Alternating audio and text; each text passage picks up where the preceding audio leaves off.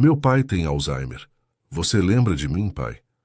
Ele me olhou com os olhos marejados e respondeu: Moço, desculpe, mas eu acho que nunca te vi. Naquele instante o chão sumiu.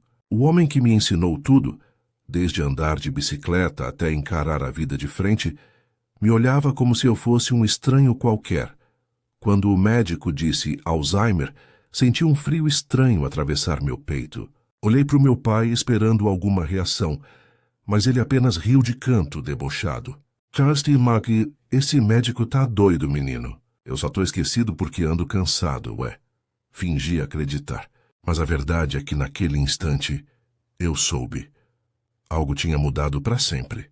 Nos dias seguintes, as pequenas falhas começaram a aparecer. Ele trocava o nome da minha irmã. Esquecia o horário das refeições, deixava o fogão aceso. Certa manhã encontrei o arroz queimando e ele sentado na sala, olhando para o nada. Pai, o que o senhor está fazendo? Esperando tua mãe chegar para almoçar. Minha mãe morreu há 10 anos. Engoli seco, sem ter coragem de lembrá-lo disso. Minha irmã tentava amenizar tudo. Dizia que era só a idade, que ele sempre foi avoado.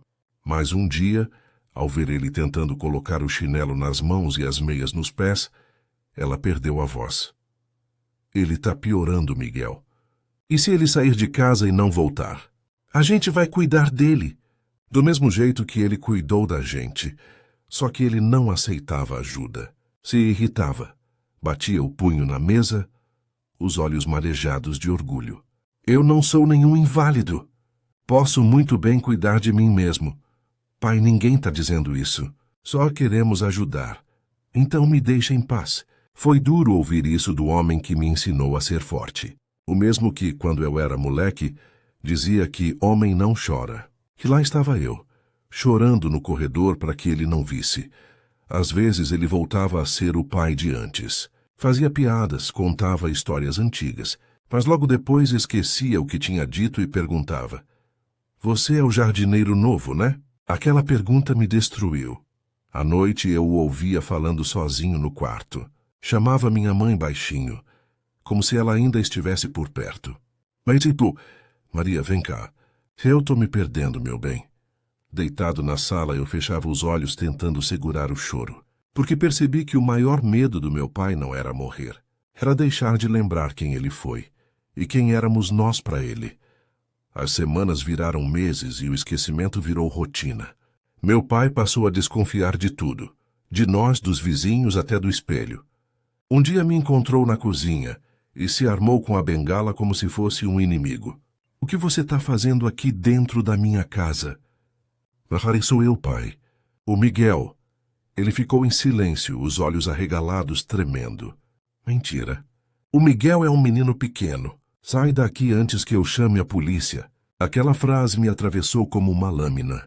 Aquele homem que um dia me carregou nos ombros para ver os fogos de artifício no Réveillon, agora me enxergava como um estranho. Minha irmã chegou na hora e tentou acalmá-lo. Pai, olha para mim. É a Júlia, lembra? Ele piscou várias vezes, confuso, até começar a chorar. O que está acontecendo comigo? Por que vocês estão me enganando? Nos olhamos em silêncio. Já não sabíamos o que era melhor, insistir na verdade ou deixá-lo acreditar nas próprias lembranças tortas. O médico disse que o cérebro dele estava apagando aos poucos. Palavras técnicas, frias. Para mim era mais simples. O meu pai estava desaparecendo de dentro para fora. A cada dia ele criava um novo delírio. Uma vez disse que um homem vinha à noite roubar suas ferramentas. Outra, acusou a Júlia de pegar seu dinheiro. Eu nunca pensei que meu próprio sangue fosse me trair. Ela chorou, saiu correndo para o quarto e bateu a porta. Mais tarde fomos dormir sem nos falar. O peso do cuidado nos separava aos poucos. Ela achava que eu era duro demais com ele. Eu achava que ela era mole demais. Você não entende, Júlia. Ele precisa de limites. E você não entende, Miguel, que ele já não é o mesmo homem. As brigas se tornaram frequentes. Enquanto isso, o velho continuava se perdendo nos próprios passos, nos próprios dias. Às vezes, eu chegava em casa e o encontrava sentado na varanda falando com o vento. Maria, não demora, tá? Eu tô te esperando. E mesmo sem ver nada, eu tinha a sensação de que ele realmente estava conversando com alguém. Naquele ponto, cuidar do meu pai já não era só um ato de amor. Era um teste diário de fé, paciência e resistência. Naquela manhã o céu estava pesado e o silêncio da casa parecia gritar. Fazia dias que meu pai não comia direito, quase não falava. Só ficava olhando o retrato da minha mãe na parede, como se conversasse com ela em silêncio. Quando entrei no quarto, ele me encarou com os olhos marejados. Miguel, você ainda é meu filho, né? Claro que sou, pai. Sempre fui. Ele respirou fundo, trêmulo. Note. Então me promete uma coisa. Me promete que vai perdoar o que eu fiz. Fiquei confuso. Perdoar o quê, pai? Ele desviou o olhar como se buscasse coragem. A Júlia não sabe. Mas quando vocês eram pequenos, eu quase fui embora.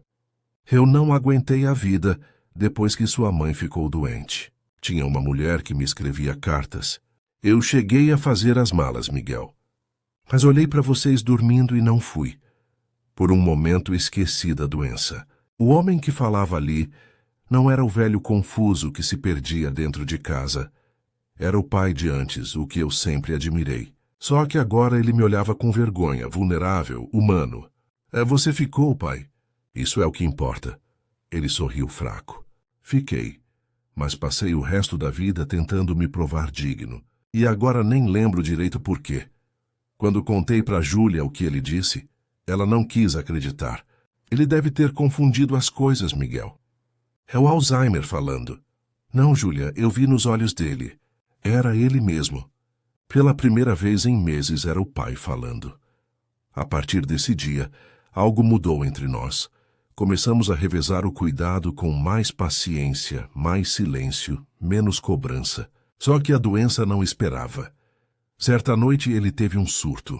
Acordou gritando, achando que a casa estava pegando fogo. Eu corri para o quarto e o abracei com força. Tá tudo bem, pai. É só um sonho. Eu tenho que salvar a Maria. Ela tá presa. Ele tremia, suando, o olhar perdido. Eu segurei sua cabeça no meu ombro. Ela já tá salva, pai. Ela te espera lá em cima. De repente ele ficou quieto. Encostou a testa na minha e murmurou. Então é por isso que você ainda está aqui. Para me ajudar a encontrar o caminho. Naquela noite, ele dormiu tranquilo como não dormia há meses. Foi nesse silêncio que percebi. O Alzheimer podia levar as lembranças, mas não levava a essência.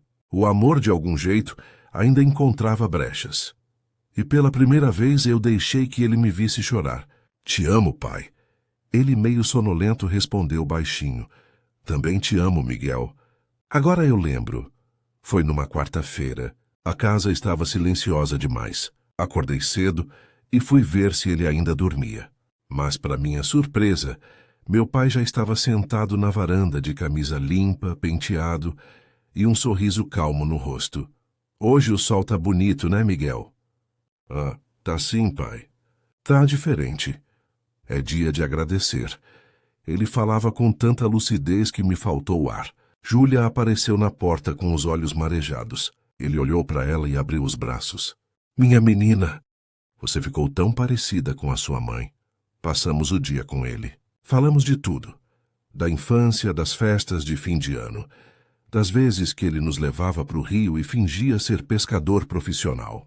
Rimos tanto que esquecemos por um momento o peso da doença. À tarde ele quis sair um pouco. Caminhamos até o quintal, onde ele costumava cuidar das plantas. Parou diante do velho pé de jabuticaba e passou a mão no tronco. Essa árvore cresceu junto com vocês. E olha, ainda dá fruto. Eu fiquei olhando para ele com o coração apertado. O senhor tá bem, pai? Ele sorriu. Tô, só cansado.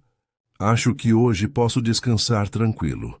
À noite ele comeu devagar, agradeceu por tudo e me pediu um favor.